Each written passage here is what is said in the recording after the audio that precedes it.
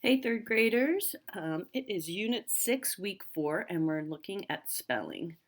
So, the phonics pattern this week are prefixes, which are part of the affix family. So, we have prefixes and suffixes.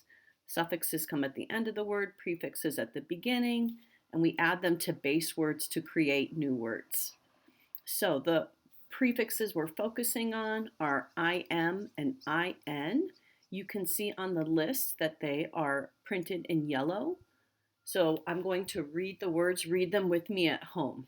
Words I can blend: impassable, impractical, inconvenient, insensitive, inexpensive.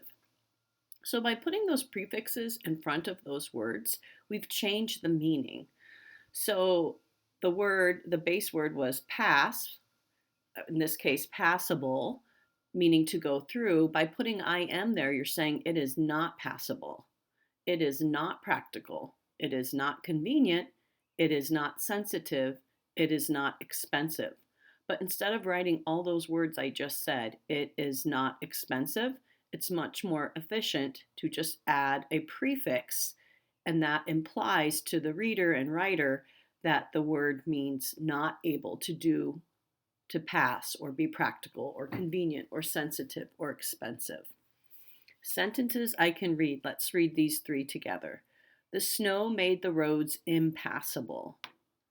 It was impractical for me to come at such an inconvenient time.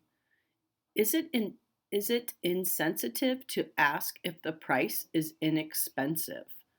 So those last two sentences, they were able to add two of the spelling words to a sentence. Okay. Let's do the I can read passage. I'm going to read it and leave some words out, and you say the words, and then I will read the whole thing again to see if you read them correctly. My family was hiking in snowshoes through the woods. We stopped to rest at the aba that we felt of climbing. My brother and dad became, so they kept going. My mom pointed to a large brown animal and watching us from behind a tree. Was it a bear? Aren't bears supposed to be during the winter? I didn't wait to find out. I up the hill. My mom, in a moment of and fear, froze. She stared as the bear snorted in her. Then the bear turned and walked away. My mom was grateful. So I'm going to read it now. My family was hiking in snowshoes through the woods. We stopped to rest at the bottom of a hill that we felt incapable of climbing. So incapable means not able to do something. My brother and dad became impatient, so they kept going. Suddenly, my mom pointed to a large brown animal, immobile and inaudible. So immobile means it was not moving, because mobile means moving, and inaudible means they couldn't hear. Audible, audio has to do with hearing. So it was quiet, it wasn't moving, watching us from behind a tree. Was it a bear? Impossible. Aren't bears supposed to be inactive during the winter, so not active? I didn't wait to find out. I charged up the hill. My mom, in a moment of indecision and fear, froze, so she didn't know what to do. She could not decide. She stared, immovable, another synonym for frozen, as the bear snorted in her direction.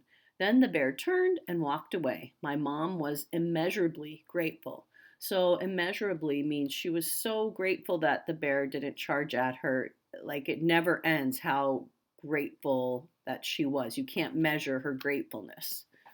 So, if we didn't use prefixes and instead wrote, my mom was you could not measure her gratefulness.